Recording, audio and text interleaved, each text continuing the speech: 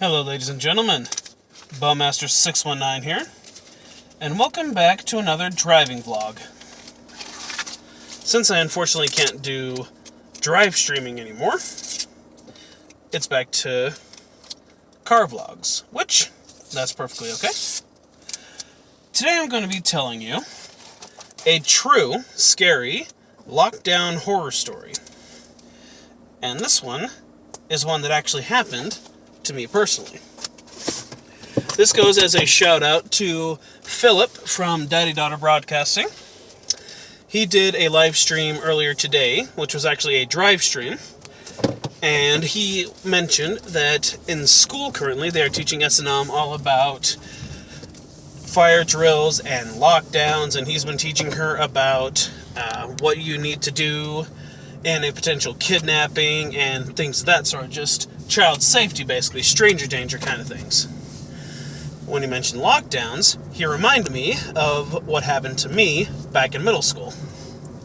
So that is the story I'm going to be telling you now. I believe I was in the 7th grade, and it was first period, science class. I remember I was sitting at the table.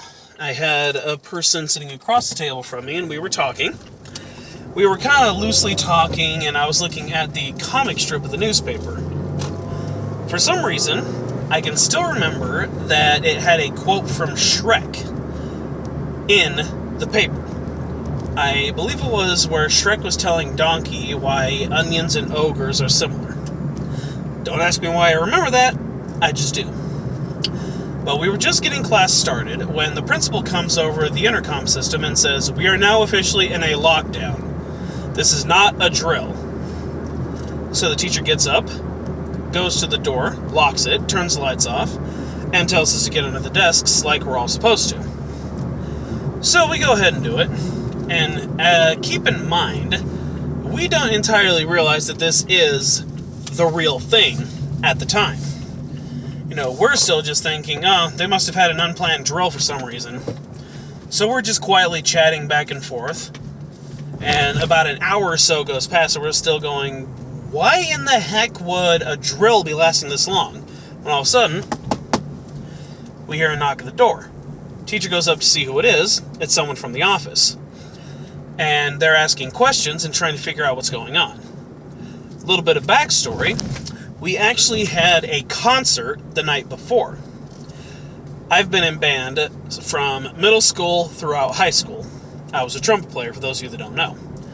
The night before, we had a concert, and the next day, which was the current morning, someone had called in and said they saw a weird suitcase-looking thing in front of the school, and they automatically assumed it must be a bomb. So they, of course, called the police, called the school, and it wound up becoming a big thing, because we legitimately thought, well, I should say they legitimately thought, that there was a full-fledged bomb scare going on and someone was trying to blow up the middle school.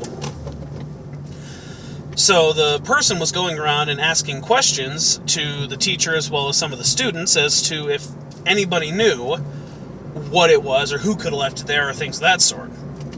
So they start describing the item up front.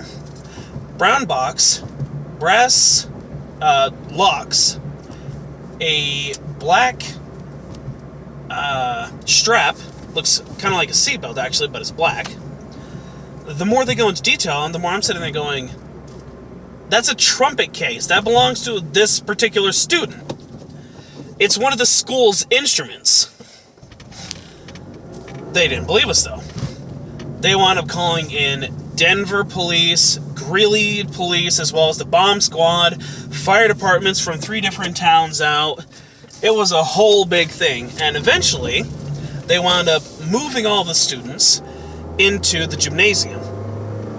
Now, to this day, it still doesn't really make a lot of sense to me, but I don't really see what the point of moving all the students into one congested location was. Wouldn't that just make things easier for the bomber, if there was a bomber, to take out all the other students? Because if you have them scattered throughout the school in different buildings, if it's only one bomb, unless it's a very powerful one, there's no way it's going to get all the students, but if you cram them all into one single concentrated area and it goes off,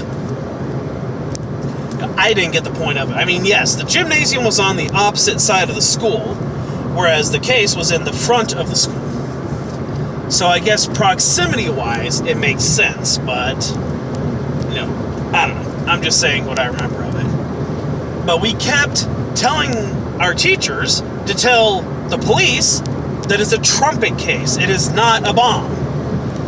And they come back saying, well, we've taken an x-ray and we see that there are wires throughout the entirety of the case. That means it has to be a bomb. No, that's the cleaning snake for the trumpet. I play the trumpet. I know what a cleaning snake looks like. But they refused to listen to any of the students, and the Grilly Bomb Squad wound up putting into a giant tank of sand and detonating it to make it go off safely, I guess. Rock just got flipped up and hit the top of my car. Sure enough, when they take whatever was left of it out of there, they confirmed that it was nothing more than a trumpet case, and for a while they refused to replace the trumpet. Until the school board finally really got on them and said, how about we just take this to the news and say that you wouldn't listen to any of the students and refuse, and then blew it up anyway, and you don't want to replace the trumpet. They wound up replacing it. But that literally took up the entire school day, because one kid, for whatever reason, left their trumpet case out in front of the school after a concert, and someone the next day called it in thinking that it was a bomb. So yes, that is the Great Fort Lupton Trumpet Scare. And that is a story that is very true. I don't know if you can still look it up in the news at all, considering how long ago it was. I mean, this was... oh, hell. I don't know if it was quite 20 years ago, but within 20 years. So I don't know if you can go that far back into any kind of news archives and look it up, but that is what happened. That is the truth of it. Some details might be a little skewed in my mind, of course, because it has been a while, but that is what I remember of it. And at the time, it was a legitimate lockdown, and they thought there was actually a bomb in front of the school. The Fort Lupton Middle School Trumpet Scare. So there you go, ladies and gentlemen. Please be sure to check out Daddy Daughter Broadcasting's channel. They are an amazing channel. They always make hilarious and adorable videos. Philip often will do either live streamings where he will sing, or he'll do fun things with his mom, or he will do drive streaming, which he says is in honor of me because I'm kind of the one who somewhat started the drive streaming trend here on YouTube. At least in our little community. I'm pretty sure there are other people that have at least recorded while driving, like I'm doing now, but as far as the whole live streaming while driving, I'm not sure how many people there are out there that actually have done that. So maybe it was something I did actually create as original content, maybe not, I don't know, but they're doing it for me since right now I can't actually do that because my account doesn't have 1,000 subscribers. But he sent me a link to an app called Streamlabs, I believe, a little while ago.